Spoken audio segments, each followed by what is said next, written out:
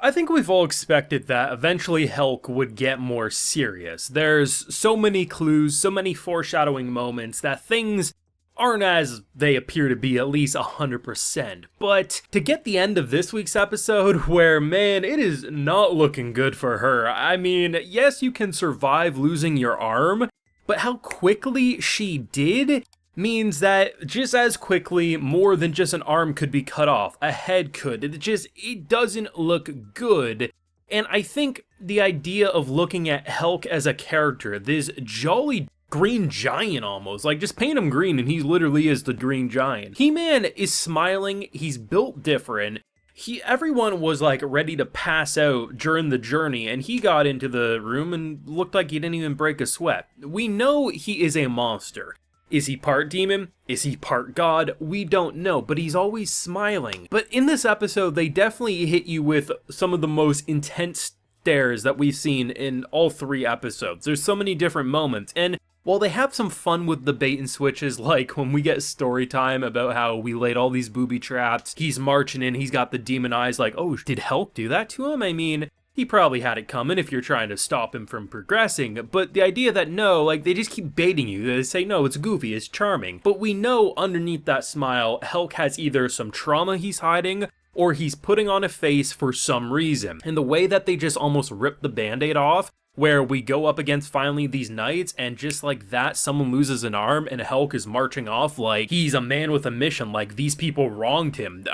Are they the reason his brother's dead, and he had to take the blame? We don't know, but I will say Helck, within 3 episodes, has cemented itself, for me, as not only a must-watch of this anime season, but a must-watch of next anime season, as this is a 24-episode production, and I am dying to see where they take this. It is only getting better. Full live reaction to today's wonderful Helck episode is available on my Patreon if you would like to see my full uncut thoughts as I watch episode 3. This is good. This is very good. I wasn't expecting anything too crazy with this episode because honestly, if you look at this, it's more of a setup and establishing style episode, but I was good with that. It actually kind of gave me Fellowship of the Ring vibes from Lord of the Rings. Like when they're in that cave dealing with all the different monsters. I mean, there's that one with like 3 or 4 sets of teeth that move in 360-degree angles. It just kind of felt like something you would pull from Lord of the Rings when they're all just first setting out on their journey and they're fighting all these wild beasts. Just honestly, it felt like no one was actually in danger because Helck was probably going to one-shot everything, and instead he kicked it in a pretty goofy way and then pulls out the butter knife of a sword that he has and pretty much has proven to everyone that it's not about the size of the sword, it is how you use it, because Helck,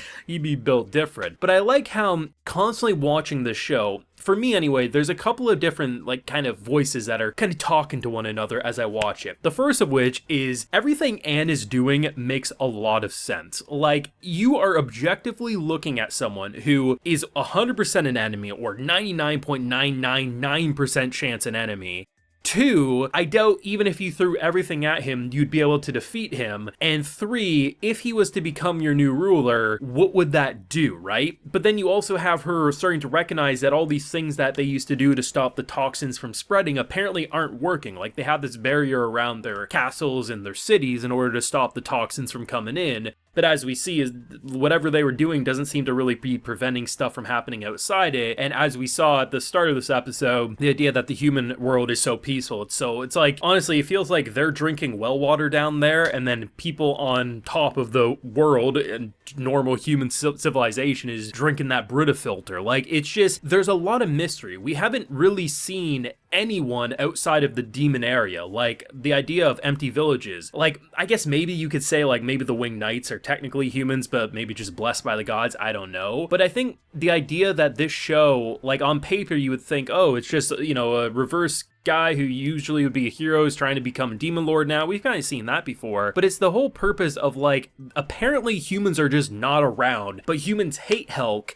Why? Why would he want to work with them? Is this all revenge because of what happened to humans maybe? Are humans eliminated because of these Winged Knights? We don't know. But it definitely feels like we're starting to get closer and closer to the first big answer or the first big reveal. And I feel like whatever that's going to be is going to spiral this show out of control. And while I do expect Helck is going to have plenty of smiles in the coming episodes, I also feel like we're starting to dig deeper into who he might be underneath the mask in a way, and I'm interested to see. The brilliant thing about Helck is how despite all these questions and fears and worry I might have about the future and maybe even his character, in general, the episodes are fun. They're just unapologetically fun. Like, on one hand, you have the worry. You have Anne basically, like, knowing, like, I can't trust him, I can't trust anyone here. And the fact that the girl who got her arm cut off here is pretty much looking at it as like, okay, she knows Anne from management isn't just Anne from management. But most importantly, she's looking at the other two being like, okay, yeah, they must be conserving their energy. They're trying to wear me down so they can win. And Ken Ross is just being like, bro, I hope he wins. He'd be the best demon lord ever. And just like, I love how between the men of this group, it feels like they share a singular brain cell that is being stretched beyond limits. Honestly, they're gonna have to duct tape that thing to stop it from ripping, it feels like. But there definitely is more than meets the eye. But the idea of just having this charming adventure that, is it the best produced show of the season? No. You could easily take any scene in this episode and probably nitpick it or just point out the obvious visual dips. Like when he kicked that giant beast, it's kind of a goofy looking shot, but it does have a goofy element to it, so it just kind of works for me. Like, I'm more than okay if something doesn't look 10 out of 10 art detail wise, when everything I look about this world, from the character designs, the color palette, I feel that it's a lot more interesting than half the shows that maybe do have the best looking background art or the best looking character designs, but you can't really feel like it has an original style, but just more so it's like, oh yeah, it's glossy, nice looking, but you know, you're not going to remember this. I'm going to remember Helck when Helck wraps up, because every time I look, I'm like, wow, that's an interesting monster. Oh, there's 12 more interesting monsters. Every single character that we've seen looks visually distinct, and you remember them from one episode to the next. I'm still thinking about some of the weird things we've seen in the Coliseum, just in the middle of the crowd, right? We got Easter bunnies participating, right? This show may not visually be the most high-res, crisp details ever, but where it does flourish is the fact that it's unique and everything about it is memorable. Do I think it looks ugly? No. Do I think there's major room for improvement? Of course. But for me, it just doesn't look bad like I've seen some people make it out. It's mediocre at times, and it maybe is under-refined at times, but it is so captivating that visually I look at this and I say, this actually feels like a unique anime world, not just another, here's a demon lord's lair sort of a situation. And like I said, seeing like the human world just feel so beautiful but empty, it gets your mind racing. You don't need a character to specifically state that. You yourself as the viewer are going to notice that, right? I think it was in my first episode when I discussed the show, I said that for me, in terms of brand new anime, it was Zom 100 and then Helck, and I stand by that 100%, and depending on how this show continues, I very much feel like I will come out of this year saying Helck is one of my personal favorites in this year in general, like in a top 10 or something. I feel the potential,